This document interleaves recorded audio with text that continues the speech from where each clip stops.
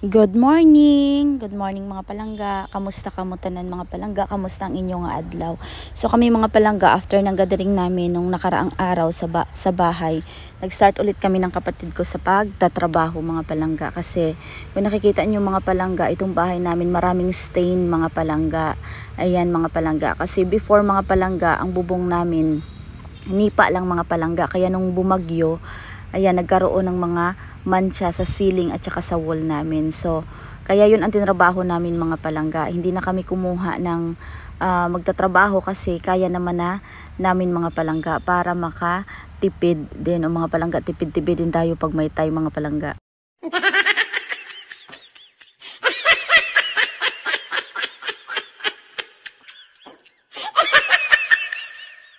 So dahil pinatanggal namin mga palangga yung nipa, pinalitan na namin ng color roof ang aming bubong sosyal.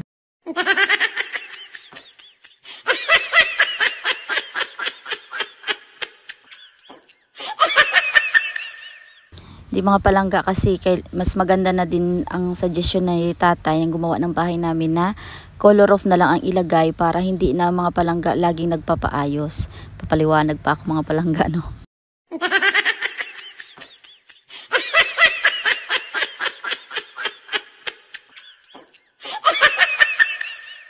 So yun mga palangga, habang nagpipintura kami ng kapatid ko, si mama naman mga palangga, ayan, naggagawa ng uulamin namin. Gumawa siya ng kilawin para sa ulam at saka syempre pang pulutan mga palangga. Pulutan, abi mo daw pala hubog ba? Tuba-tuba man lang gali.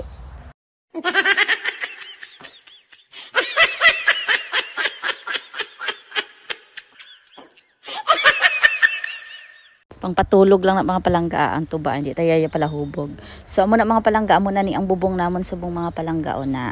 Amo na siya ginilis ni tatay nga bubong to sa nipa. So tapos ari mga palangga, amo ni ang kilawin nga ginhimo ni mama, kag nagprito man siya liwat sang tilapia, kag may ara man liwat syempre sang baboy. O kada adlaw gid mga palangga ang baboy, maha high blood na ko sini mga palangga pag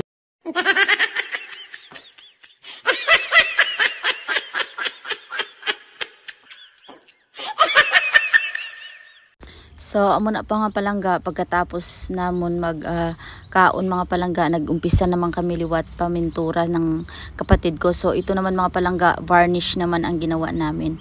Binarnish naman namin mga palangga itong sa anong tawag sinigani, nalipat man kuman.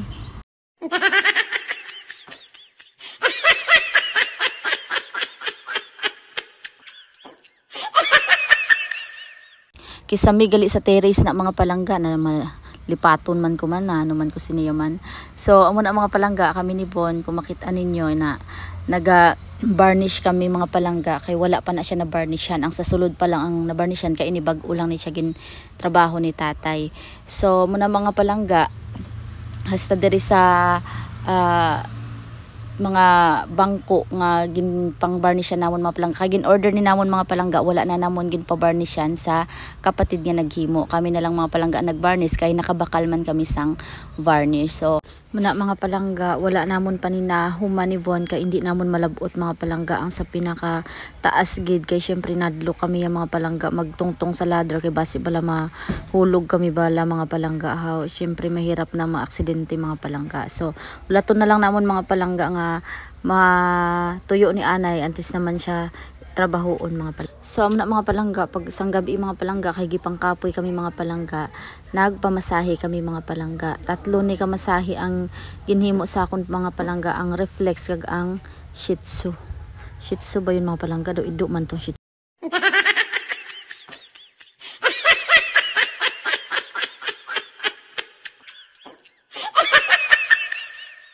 Basta katunog ng shih tzu mga palangga, hindi ko alam kung ano ang pag-pronounce sa pagtawag sina mga palangga. Tapos yung isa mga palangga, yung binabakyum ang likod mga palangga. Ano kaning tawag sinang bagbakyum sa likod mga palangga man?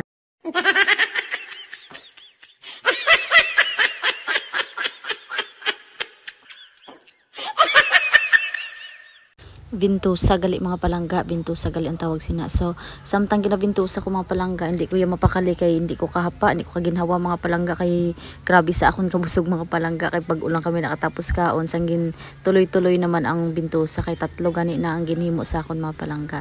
So si mama naman mga palangga, dira lang siya sa bangko nagpamasahe kay tungod hindi ko kahalin mga palangga kay basi mahulog ang baso.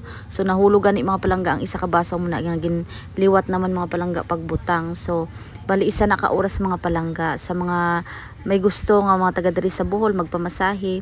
Kontak lang kamo mga palangga sa nagmasahe sa akon, mayo man siya magmasahe mga palangga kang magbintusa. Pero siguro damo man diri sa Bohol nagahimo sina. Kung gusto niyo home service, pwede man kamo katawag mga palangga.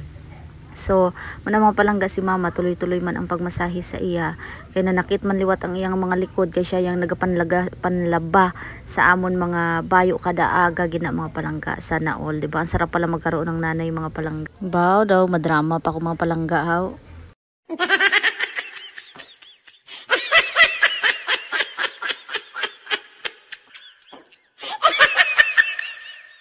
So, amula na mga palangga, tatlo kami ang nagpamasahe dira mga palangga. Ako, si mama, kag ang pinakahuli mga palangga, ang akon nga panganay na anak.